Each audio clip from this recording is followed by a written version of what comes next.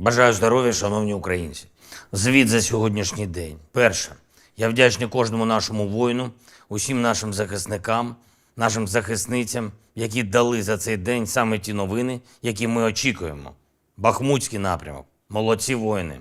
Ми бачимо, як істерична Росія сприймає будь-який наш крок там, всі наші зайняті позиції. Ворог знає, що Україна переможе. Вони це бачать. Вони це відчувають завдяки вашим ударам, воїни. І, зокрема, на Донеччині. Дякую за це. Сьогодні я хочу особливо відзначити кілька наших бойових підрозділів. Це 5-та окрема штурмова бригада та 57-ма окрема мотопіхотна бригада, які уміло, рішучо та результативно захищають наші позиції, знищують окупантів та, головне, рухаються вперед. Дякую вам, воїни, дякую всім. Друге, продовжуємо нашу роботу щодо санкцій проти Росії.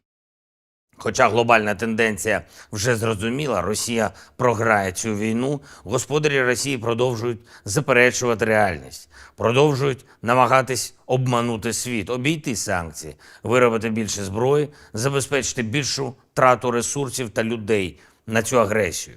Готуємо наші кроки, нові кроки для ще більшого обмеження російського військового потенціалу.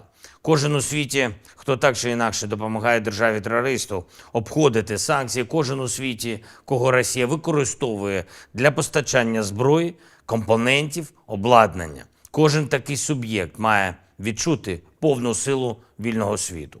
І ми це забезпечимо. Це спільне завдання світу – зупинити терор. І головною передумовою виконання цього завдання є зупинка будь-яких шляхів, якими терористи ще намагаються отримати щось для себе. Новини незабаром. Третє. Провів сьогодні тривалу і дуже змістовну нараду щодо трансформації нашої країни, нашого життя зараз і після перемоги. Об'єктивно існують фундаментальні, безпекові, економічні, енергетичні, технологічні та просто людські питання, які потребують повних та ефективних відповідей.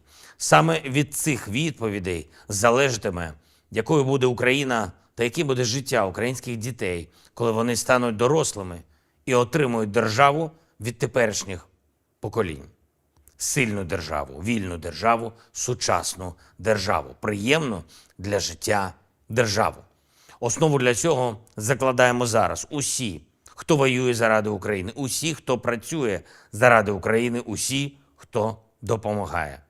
До прикладу, сьогодні у форматі уряд, офіс, РНБО обговорили енергетичну галузь та в широкому сенсі аграрне виробництво.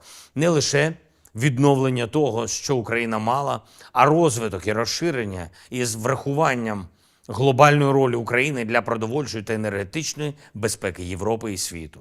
Всі ці деталі представимо, буде ґрунтовно. Зокрема, представимо на Лондонській міжнародній конференції з відбудови України, що відбудеться вже цього місяця.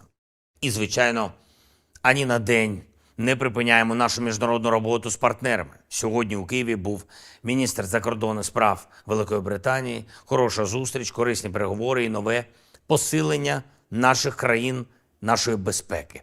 Я подякував за всю надану Україні оборонну підтримку і особливо за ракети Storm Shadow, які проявили себе надзвичайно ефективно на передовій. Ми продовжили розмову щодо нової коаліції захисту життя, коаліції патріотів.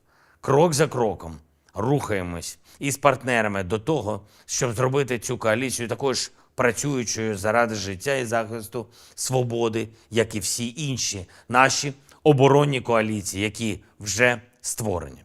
Говорили з паном міністром закордонних справ Великої Британії і про підготовку до саміту НАТО у Вільнюсі. Саміт має бути змістовним, тоді він стане історичним.